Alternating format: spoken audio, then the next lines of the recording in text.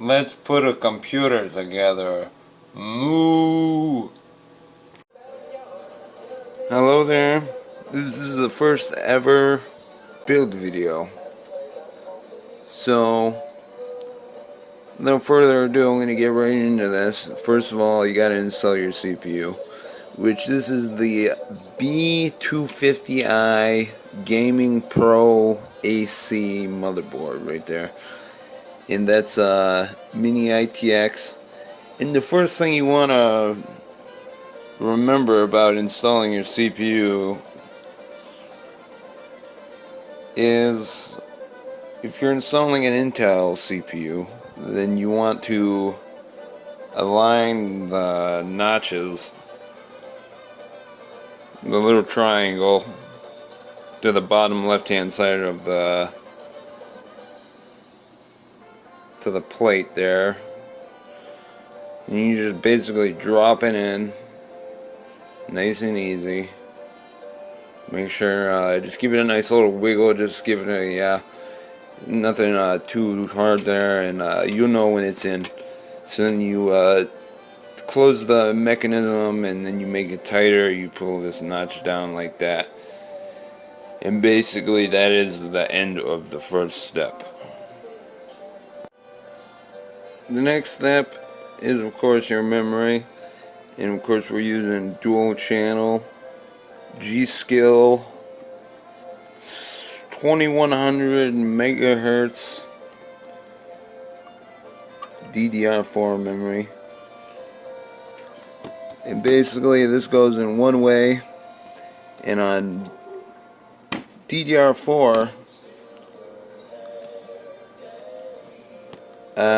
there's only one notch per RAM slot, and that one happens to be on the topmost edge of the motherboard, and they just go down just like that. This is the easiest part. Of course, getting compatibility. If it's compatible, then that's another question. Because you want to check your manual and make sure your motherboard covers and accepts whatever speed RAM you got. So it's something to note. Okay, that is. And one other thing is the CPU is the Pentium G4400. So 2 cores right there, you know, perfect just for web browsing and some very, very light, low resolution gaming. So basically, next step is the CPU heatsink. You want to get that on there. And how this goes is, out of the box, you get about 4 pieces. You get the heatsink and the fan put together, and then you get this middle piece here that goes around, and then some 8 nubbins here. Of course, I only have 2. That's acceptable. 2 is perfectly enough. Of course, that's basically the minimum that you want. And what I'm going to do here is, after you get in your white nubbins in there, you're going to want to apply some thermal paste. Right here. First I need to open it. Okay. Yeah, they give you some right there after you buy the part. So I'll just get this little packet out on here. As long as it's on there, and that's all that matters. Yeah, it's all out. Okay, next step is I'm going to actually line this so that way the fan is blowing toward the back. And basically the trick here is to put both of the clamps down at the same time. Kind of like that, and then you put in your black nubbins and you secure it.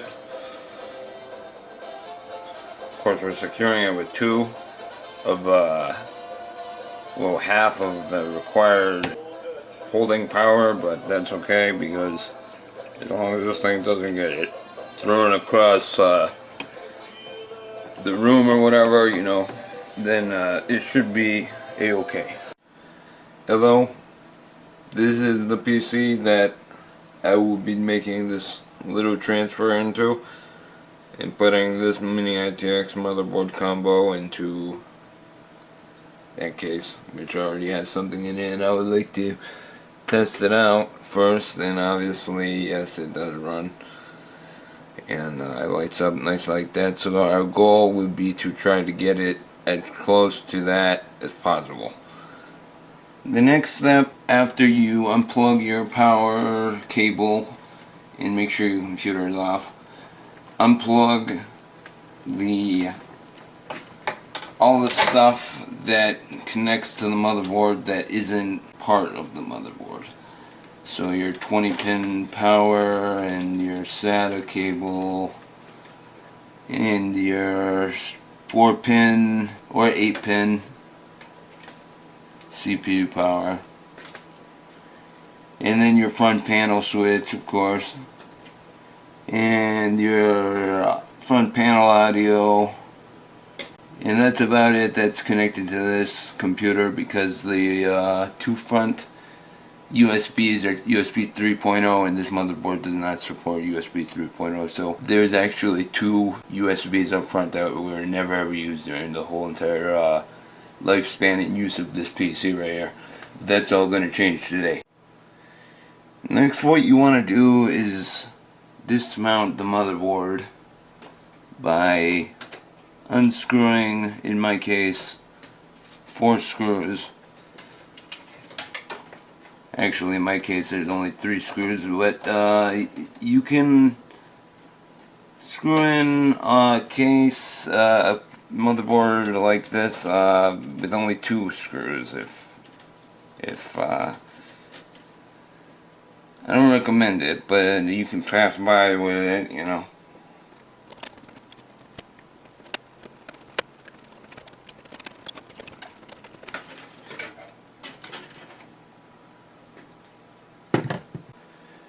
Sometimes you run into a case where you have a standoff that gets stuck.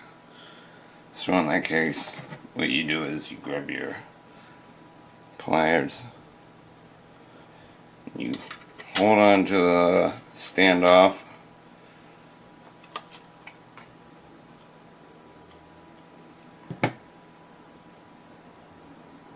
and then you reverse screw with your Phillips head screwdriver, and that's how you get a standoff out right there. So then you put that back in,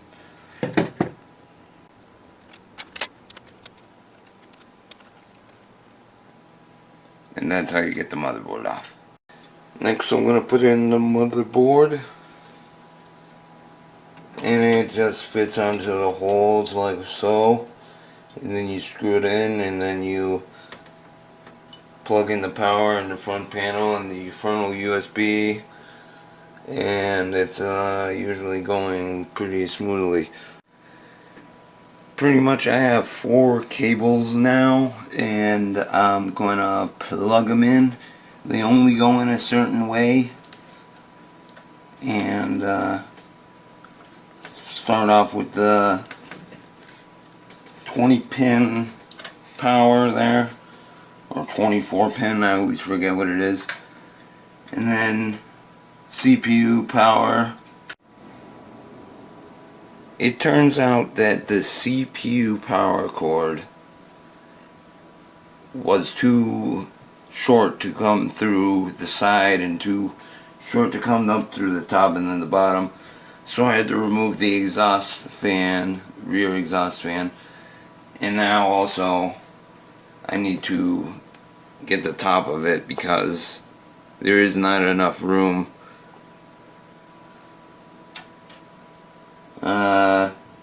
Well, I'm gonna have to remove them either way, but I'm gonna remove them because I'm gonna replace them with white fans.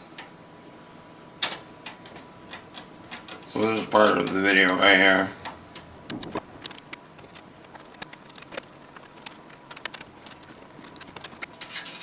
Okay, two-phase fans out of there.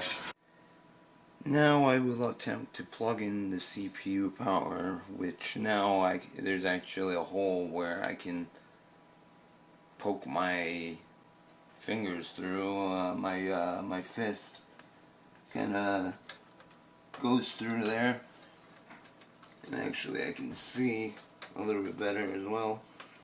But basically, it couldn't be a millimeter longer, shorter. Okay, I got it in.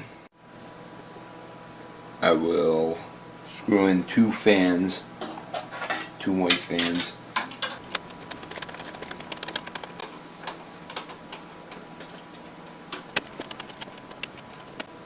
Got some white fans screwed in right there. The next step is to plug in the rest of the connectors and boot it up. SATA power, not SATA power, but SATA data, and then USB 3.0, and the front panel connector. I'm gonna have to guess at it.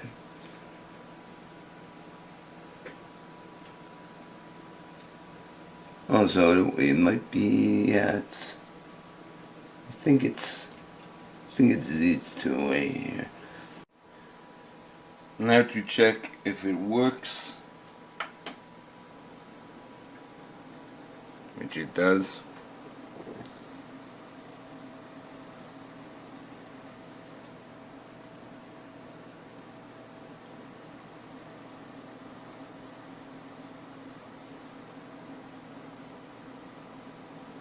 And we're logging in the Windows.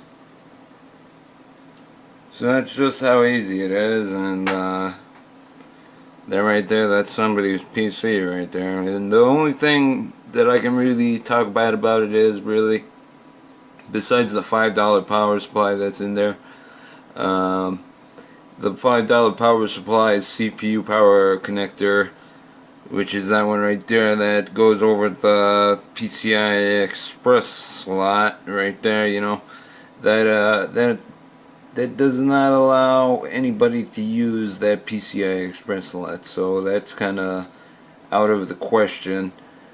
But for a person that's only gonna use the computer for web browsing and Facebook games and that sort of thing, then I would say it is perfectly a-okay. And so that's how you do it. And have a good rest of your day. And I will catch you another time. Goodbye.